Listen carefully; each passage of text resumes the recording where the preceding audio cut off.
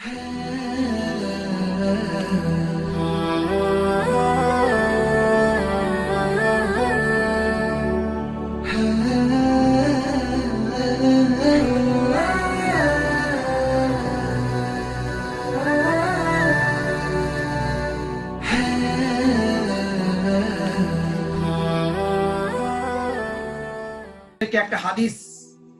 হাদিসের একটা চিত্র এখানে দেখা যায়।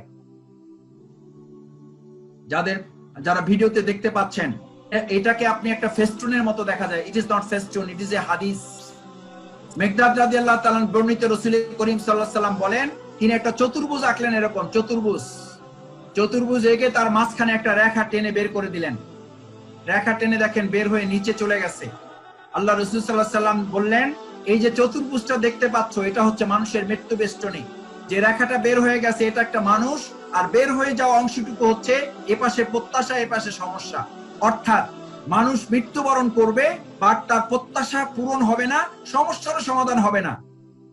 এক কথায় বললে, মানুষ তার সব সমস্যার সমাধান করে না মরতে পারবে, মানুষ তার দুনিয়ার জীবনে সব প্রত্যাশা পূরণ করে না মরতে পারবে। না প্রত্যাশা পূরণ করে মরতে পারবে, না সব সমস্যার সমাধান করে মরতে পারবে।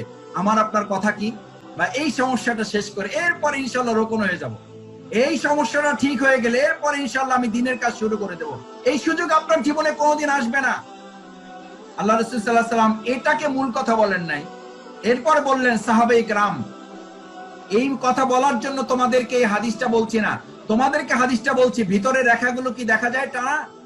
সাহাবাইগণ বললেন, ইয়া রাসূলুল্লাহ, হ্যাঁ দেখা যায়। আপনারাও তো দেখতে পাচ্ছেন নিশ্চয়ই, দেখা যায় রেখাগুলো। এই রেখাগুলোকে রাসূল সাল্লাল্লাহু আলাইহি সাল্লাম বললেন, বিল আমসালি ওয়াল আমসাল, বিল আমসালি ওয়াল আমসাল। তোমার জীবনে একটা সমস্যা সমাধান হবে, আর একটা সমস্যা পিছন থেকে অপেক্ষমান থাকে, ওয়েটিং থাকে, কম্পিটিশনে থাকে, প্রতিযোগিতায় থাকে তোমাকে ঝাপটে ধরার জন্য। অর্থাৎ একটা সমস্যা সমাধান করবে, আর একটা সমস্যা এসে তোমাকে ঝাপটে ধরবে। বিল আমসালি ওয়াল আমসাল, একটার পর আরেকটা তোমাকে এসে ঝাপটে ধরবে। শুধু ঝাপটে ধরবে না, তোমার জীবন শেষ হয়ে যাবে, কিন্তু সমস্যা শেষ হবে না। সূরা তাকাসুর, হাত্তা যুরতুমুল মাকাবির, কবর পর্যন্ত। ইমাম শাফি রাহিমাহুল্লাহ তার সন্তানকে বললেন, কবর পর্যন্ত না, সমস্যা কবর পর্যন্ত না, সমস্যা পুলসিরাত পার হয়ে জান্নাতে যাওয়া পর্যন্ত। ইমানদারের সমস্যা সেই পর্যন্ত যতক্ষণ ফয়সালা না হচ্ছে আপনি জান্নাতি না জাহান্নামী। জান্নাতি হওয়ার আগ পর্যন্ত আপনার সমস্যা শেষ নাই। গোটা দুনিয়াটা সমস্যা যুক্ত, সমস্যা মুক্ত না। আমি আজকের আলোচনা আর বেশি লম্বা করতে চাই না। শুধু আজকে প্রফেশনাল ডিপার্টমেন্টে আপনারা পেশাগত দায়িত্বে যারা আছেন, এই পেশাগত দায়িত্ব আমাদের যাদেরকে বুধ করে রেখেছে, যাদেরকে আকৃষ্ট করে রেখেছে, যাদেরকে ঘেরাও করে রেখেছে, আলা তাকুনু কাল্লাযিনা নাসুল্লাহা ফাআনসাহুম আনফুসাহুম। আল্লাহকে যদি ভুলে যাও, আমি কাল কিয়ামতের দিন তোমাকে ভুলে যাব। কি কঠিন অবস্থা হবে আপনার, কি কঠিন অবস্থা হবে জালিস মাহমুদ ভাই, বলুন। যদি কাল কিয়ামতের দিন আল্লাহ আপনাকে ভুলে যান। আজ আল্লাহকে ভুলে আমরা থাকছি, আল্লাহ বলেন তাহলে আমি কাল কিয়ামতের দিন তোমাকে ভুলে যাব, দুনিয়াতে আমি তোমাকে ভুলিয়ে দেব। করোনা ভাইরাস সংক্রমণ সম্পর্কে আজকে ইসলামিক স্কলারগণ, সায়েন্টিস্টরা, সোশ্যাল সায়েন্টিস্টরা একমত হয়ে গেছেন। সোশ্যাল সায়েন্টিস্ট এবং ইসলামিক স্কলাররা একটা বিষয় একমত হয়ে গেছেন, পৃথিবী আর স্বাভাবিক অবস্থায় ফিরবে না। বিল আমসালে ওয়াল আমসাল, করোনা ভাইরাস পরবর্তী তিনটা effect, after effect, side effect, ভালো করে খেয়াল করুন। করোনা ভাইরাস পরবর্তী effect, after effect, side effect, তিনটা প্রতিক্রিয়া তৈরি হবে। প্রথম প্রতিক্রিয়া হলো পৃথিবী আর স্বাভাবিক অবস্থায় ফিরবে না। দ্বিতীয় প্রতিক্রিয়া হলো গোটা পৃথিবী ভেঙে খান হয়ে যাবে, সামাজিকতা, বন্ধন, আত্মীয়তা, বাবা মা সন্তানের পরিচয় দিতে চাইবে না, স্ত্রী স্বামীর দায়িত্ব নিতে চাইবে না, স্ত্রী স্বামীর দায়িত্ব নিতে চাইবে না, স্বামী স্ত্রীর দায়িত্ব নিতে চাইবে না, সন্তান বাবা মার দায়িত্ব নিতে চাইবে না, বাবা মা সন্তানের দায়িত্ব নিতে চাইবে না। 3 নাম্বার বড় ইফেক্ট যেটা হবে, আফটার ইফেক্ট যেটা হবে, এখন থেকে 5 থেকে 15 বছরের মধ্যে যাদের বয়স, তাদের অধিকাংশ সংখ্যক শৈশব কৈশোরের ছেলেরা সাইকোলজিক্যালি ডিসঅর্ডার অথবা মেন্টালি ডিস্টার্ব হয়ে যাবে। তারা মেন্টালি ডিস্টার্ব হয়ে যাবে, সাইকোলজিক্যালি ডিসঅর্ডার হয়ে যাবে তারা। কারণ এই ভারসাম্যহীন পরিবেশে তারা নিজেদেরকে আগাতে পারবে না। আগাতে পারবে না তারা। সেই জন্য এই হাদিসটি আপনার ব্যস্ততম জীবনকে মুক্তি দিতে পারে। আল্লাহ রাসূল বলেন, তোমার এখান থেকে বাঁচার পথ হচ্ছে একটি, তুমি আল্লাহর দ্বীনের কাজের জন্য নিজেকে প্রস্তুত করো, আল্লাহ তাআলা এই সমস্যাগুলো সহজ করে দেবেন।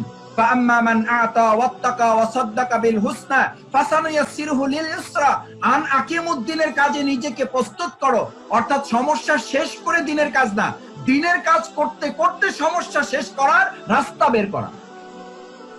সূরা তালাক 2, 3, 4, 5 ওমান ইয়াত্তাকিল্লাহ ইয়াজআল লাহু মাখরাজান মিন আমরিহি ইউসরা, তোমার কাজ আমি সহজ করে দেব, তোমার কাজ আমি সহজ করে দেব, সমস্ত বিপদ মুসিবত থেকে তোমাকে আমি বের করে দেব, দুঃখ দুর্দশা থেকে তোমাকে বের করে দেব, ব্যস্ততম জীবন থেকে তোমাকে আমি মুক্ত করে দেব। আর যদি না করেন তাহলে হাদিসে কুদসির বর্ণনা হচ্ছে, তোমার 2 হাত আমি ব্যস্ততায় পরিপূর্ণ করে তোমার জীবন থেকে কোনোদিন অভাব আর দূর হবে না। হয় নাই, হচ্ছে না। আমার দেখা হাজার হাজার আমাদের ভাইয়েরা যাদেরকে ব্যস্ত থাকতে দেখেছি, ব্যস্ততা তাদেরকে পাগল করে ছেলেছে।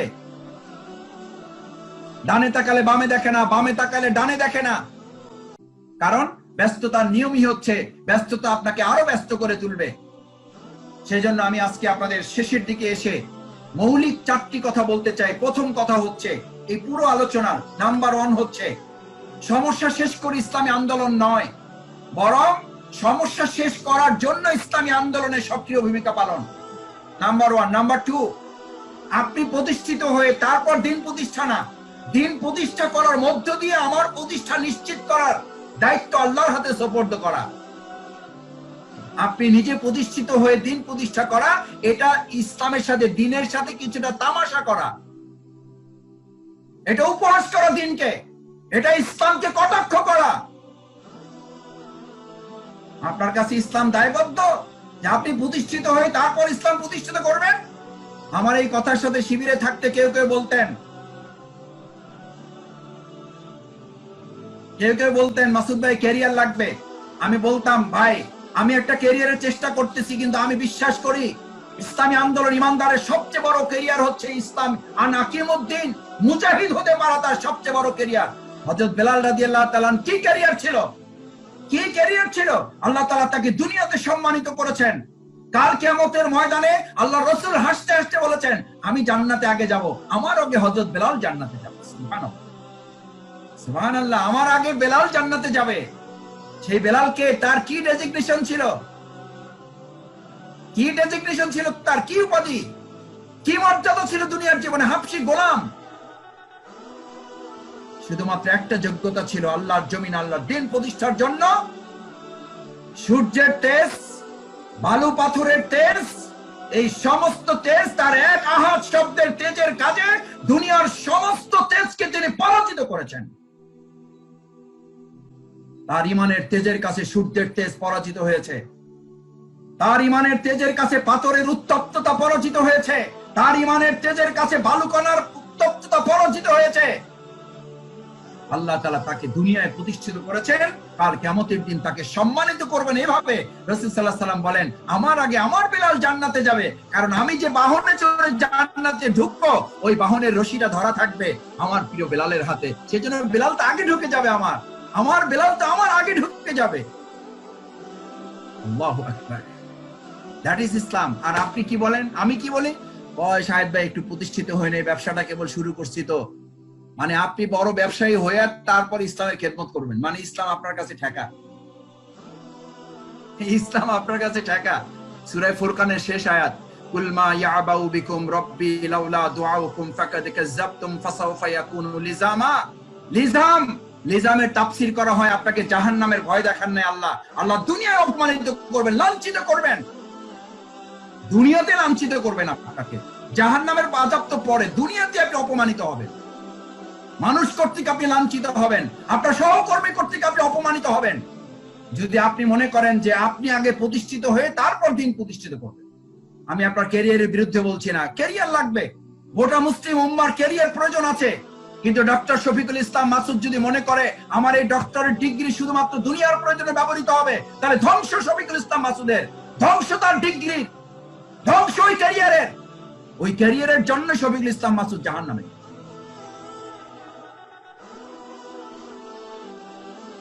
সূরা ফুরকানের শেষ আয়াত, কুল মা ইয়াবাউ বিকুম রাব্বি লাউলা দুআউকুম ফাকাদ কাযাবতুম ফাসাউফা ইয়াকুনু লিজামা। তোমার যদি আল্লাহকে না ডাকো, আল্লাহর দ্বীনের এই কাজে শামিল না হও, ওয়া ইস্তাবদিল কওমান গায়রাকুম লা তাদুররুহু শাইআ ফাতারাব্বাসু হাত্তা ইয়াতি আল্লাহু মিন আমরিহি। এরকম শত শত আয়াত কোরআনে আছে। ফাতারাব্বাসু হাত্তা ইয়াতি আল্লাহু মিন আমরিহি। আপনারা যেটা নাম দিয়েছে করোনা ভাইরাস, আল্লাহর ভাষায় ওটার নাম হলো আমরিহি। ওটা আমার একটা অর্ডার, ইটস অনলি অর্ডার। এরকম অর্ডার এর আগেও এসেছে, ভবিষ্যতেও আসবে। কখন আসে? মান আহাব্বা ইলাইকুম মিনাল্লাহি ওয়া রাসূলিহি ওয়া জিহাদিন ফি সাবিলিহি। আল্লাহ, আল্লাহর রাসূল এবং আল্লাহর জমিনে আল্লাহর দ্বীন প্রতিষ্ঠান আকিমুদ্দিনের কাজ যদি আপনার ভালো না লাগে, এটাকে যদি দুনিয়ার সবকিছুর চেয়ে ভালো না লাগে, আল্লাহর দ্বীন প্রতিষ্ঠার কাজ যদি সবকিছুর চেয়ে ভালো না লাগে, ভালো লাগার কথা আমার একটা কথা না বললে আমার ভালো লাগে না ভাই। এখানে প্রায় তরুণ যৌবনের সব লোকেরা, কেউ হয়তো বিয়ে করেছেন, কেউ হয়তো বিয়ে করেন না, এরকম হাতে গোনা 2-4 জন, বাকি সবাই করেছেন। বাসর রাত যদি আপনার কাছে পছন্দ হয়, প্রিয় লাগে, ওটা যদি ভালো লাগে, আকর্ষণীয় লাগে, একজন ইমানদার, একজন মুজাহিদের জিন্দেগিতে যুদ্ধক্ষেত্র তার চেয়ে বেশি প্রিয় না হলে তার জন্য আল্লাহর অর্ডার, অপেক্ষা করো আমার নির্দেশের, আমার আযাব, আমার গজবের।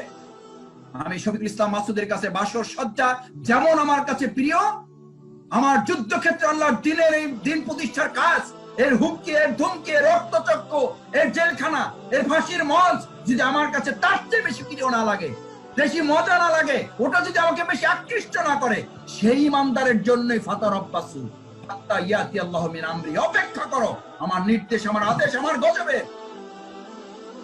সেজন্যই তো সেই সাহাবী বাসর সজ্জা ছেড়ে চলে গিয়েছিলেন যুদ্ধের ময়দানে। স্ত্রীর সাথে মিলিত হওয়ার সুযোগ হয় নাই, মিলিত হওয়ার সুযোগ হয় নাই, চেহারা দেখার পর্যন্ত সুযোগ হয় নাই। শহীদ হয়েছেন যুদ্ধের ময়দানে। আল্লাহ রসুলের কাছে গিয়ে স্ত্রী কাঁদতে কাঁদতে চোখের পানি ফেলে বললেন, ইয়া রাসূলুল্লাহ, ইয়া রাসূলুল্লাহ, আপনার 70 জন শহীদের মধ্যে তো আপনি 68 জন পেয়েছেন, 2 জনের কফিন আপনার কাছে পাওয়া যায় নাই। আমি আপনার কাছে আপিল করতে এসেছি, আমার বলতে লজ্জা হচ্ছে, তবু আমার না বলে উপায় নেই। আপনি তো সাধারণত শহীদদের গোসল দেন না, কিন্তু আমার যে স্বামী আমার বাসর সজ্জা সেরে যুদ্ধের ময়দানকে, বাসরকে বেশি পছন্দ করেছে।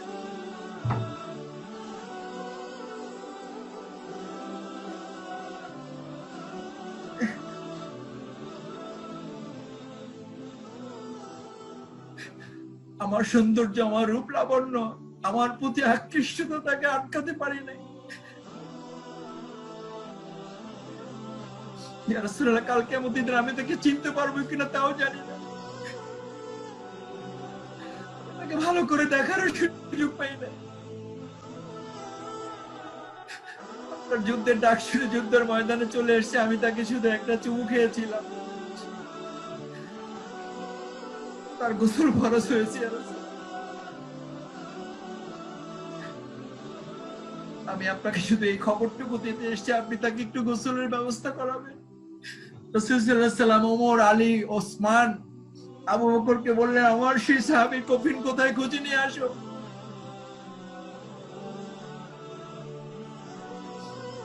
মান আহাব্বা ইলাইকুম মিনাল্লাহি ওয়া রাসূলিহি ওয়া জিহাদিন ফি সাবিলিহি। আনাকিমুদ্দিনের কাজকে আমরা কে কেমন করে ভালোবাসি আমি জানি না। জিবরাইল আমিন এসে রাসূল সাল্লাল্লাহু আলাইহি ওয়াসাল্লামের পাশে দাঁড়িয়ে গেলেন, ইয়া রাসূলুল্লাহ, ইয়া রাসূলুল্লাহ, আপনার সাহাবীর কফিন খুঁজে আপনি পাবেন না। ওই কফিন শাহাদাত বরণ করার সাথে সাথে আল্লাহ তাআলা আসমানের ফেরেশতা, রহমতের ফেরেশতা, জান্নাতের ফেরেশতা সবাইকে নির্দেশ করেছেন, ওই সাহাবীর কফিন আমার কাছে নিয়ে আসো, আমার আরশে আজিমে নিয়ে আসো, আমি তার গোসলের ব্যবস্থা করে দেব।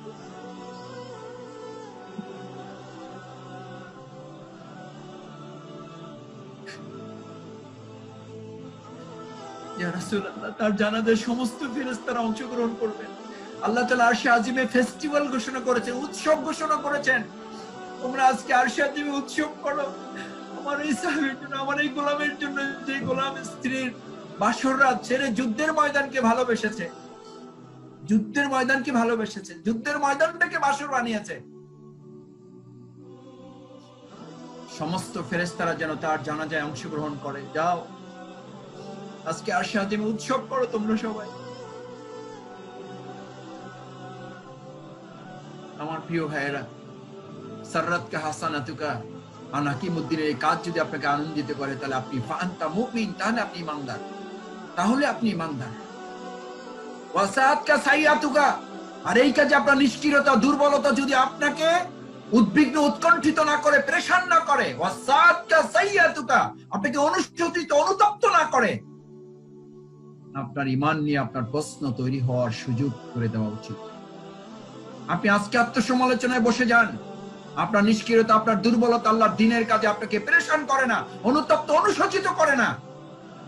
আপনার ঈমানের ব্যাপারে আমি সন্দেহ করছি না, আল্লাহ রাসূল সাল্লাল্লাহু আলাইহি ওয়াসাল্লাম সন্দেহ করছেন। ওয়াসাআতকা সাইয়াতুকা ওয়ালাম ইউহাদ্দিস বিহি নাফসুহু, আল্লাহর রাজ্যে, আল্লাহর রাজত্ব প্রতিষ্ঠিত নেই, এটা দেখেও তোমার কোনো চিন্তা হয় না, পেরেশান হয় না। ফামাতা মাইতাতান জাহিলিয়াতান, তুমি তো জাহিলিয়াতের মৃত্যু, তোমার তো জাহিলিয়াতের মৃত্যু। আল্লাহর রাজ্যে, আল্লাহর রাজত্ব প্রতিষ্ঠিত নেই, এটা দেখেও তোমার মধ্যে কোনো উদ্বেগ, উৎকণ্ঠা নেই। সম্মানিত ভাইরা, সেজন্য দ্বিতীয় বলেছি, দিন প্রতিষ্ঠা করে আপনি প্রতিষ্ঠিত হওয়া। 3 নাম্বার, সবশেষ তৃতীয় এবং চতুর্থ দুটো পয়েন্ট বলে আমি ব্যাখ্যা ছাড়া আমার কথা শেষ করে দেব।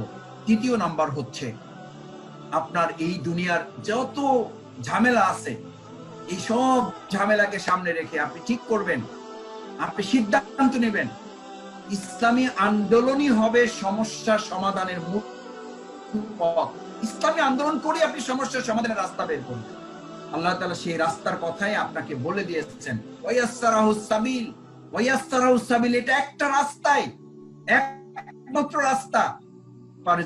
ইরজিইয়া আইয়াতুহান নাফসুল মুতমাইন্না, ইরজিই ইলা রাব্বিকা রাদিয়াতাম মারদিয়া ফাদখুলি ফি ইবাদি ওয়াদখুলি জান্নাতি, ওয়াদখুলি জান্নাতি, আমার গোলাম হও, জান্নাতে যাও।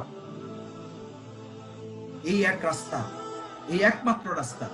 লাস্ট আমি আপনাদেরকে বলবো, আকিমউদ্দিন বিনা হিসাবে জান্নাতে যাওয়ার একমাত্র পথ, it's only way, it's only way. হিসাব দিয়ে কেউ জান্নাতে যেতে পারবে না, নো নো। আমল দিয়ে কেউ জান্নাতে যেতে পারবেন না। আল্লাহ রাসূল সাল্লাল্লাহু আলাইহি ওয়াসাল্লাম নিজে পর্যন্ত এটা বলেছেন,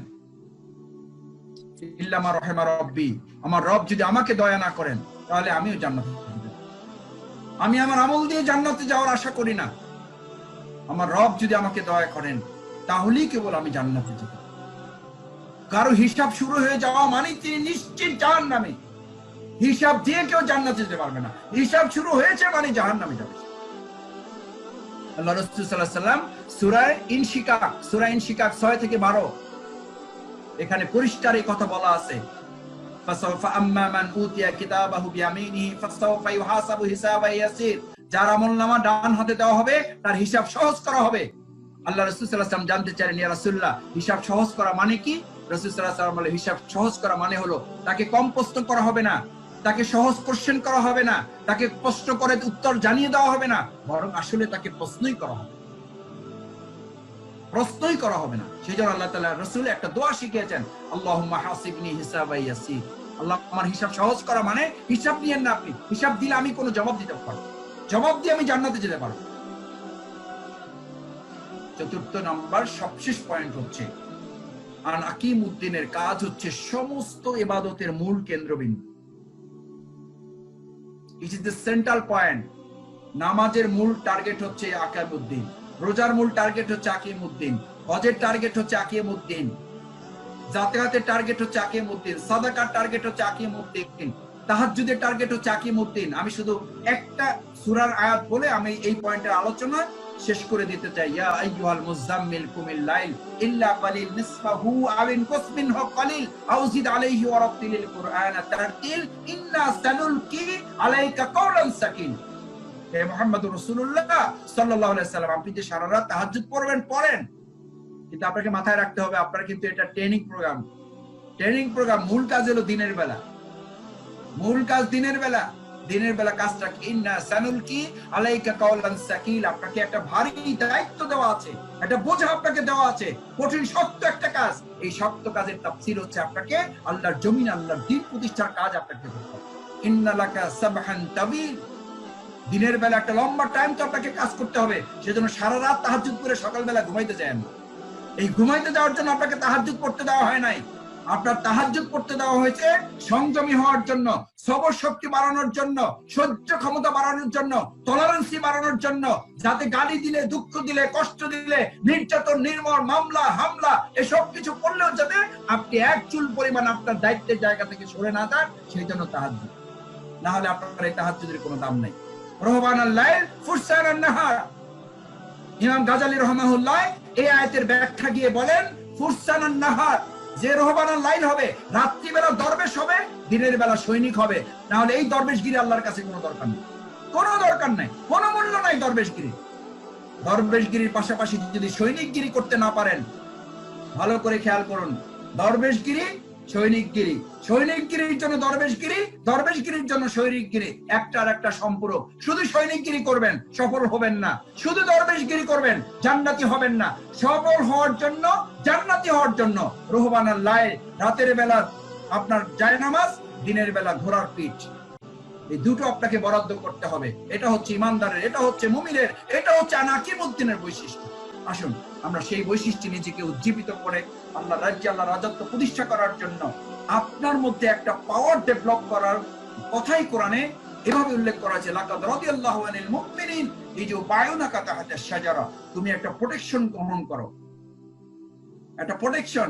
আপনি করোনা ভাইরাস থেকে বাঁচার জন্য মাস্ক পরেন, হ্যান্ড স্যানিটাইজার ব্যবহার করেন, গ্লাভস ব্যবহার করেন, পার্সোনাল প্রোটেকশন ইকুইপমেন্ট ব্যবহার করেন একটা ভাইরাস থেকে বাঁচার জন্য। আর শয়তানের শত কোটি লক্ষ ভাইরাস বাঁচার জন্য আপনি কি প্রোটেকশন নিয়েছেন? সেই প্রোটেকশনের নামই হচ্ছে বায়াত, সেই প্রোটেকশনের নামই হচ্ছে শপথ। যে শপথ আপনাকে এই ভাইরাস গুলো থেকে বাঁচাতে সহযোগিতা করে।